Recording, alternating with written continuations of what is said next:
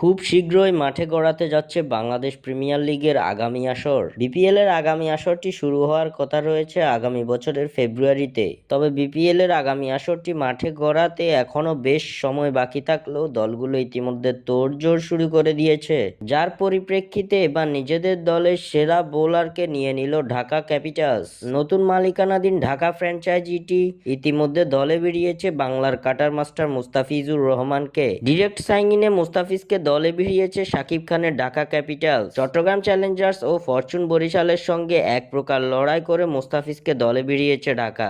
BPL এর সবশেষ 3 আসরে কুমিল্লা ভিক্টোরিয়ান্সের হয়ে খেলেছিলেন কাটার মাস্টার। তবে এবার আসন্ন বিপিএল এ ঢাকা ক্যাপিটালসের জার্সিতে মাঠ মাথাবেন মুস্তাফিজুর রহমান। অন্যদিকে গত আসরে চ্যাম্পিয়ন ফরচুন বরিশাল তাদের অধিনায়ক হিসেবে তামিম ইকবালকেই রাখছে। নিজেদের অফিসিয়াল ফেসবুক পেজে তামিম ইকবালকে রিটেইন করে অধিনায়ক করার ঘোষণা ইতিমধ্যে দিয়ে দিয়েছে ফরচুন বরিশাল। এদিকে বিপিএল এর বিগত আসরগুলোতে কুমিল্লার জার্সিতে মাঠ মাতানো লিটন দাসকে দেখা যাবে ভিন্ন জার্সিতে। আসন্ন বিপিএল এ কুমিল্লার কোনো ফ্র্যাঞ্চাইজি না থাকার কারণে ভিন্ন দলে খেলতে হবে এই উইকেটরক্ষক ব্যাটারকে।